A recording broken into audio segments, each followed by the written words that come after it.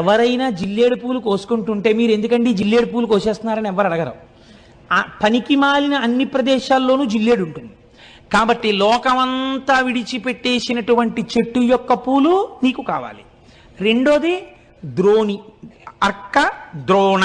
ద్రోణ పుష్పం అంటే తుమ్మి పువ్వు. రెండోది నీకు తుమ్మి పువ్వు కావాలి. ఈ రెండు ఎవ్వరూ అడగరు, ఎవ్వరూ కొయ్యరు, ఎవరూ దండలు కట్టరు, ఎవరూ సిగలో పెట్టుకోరు.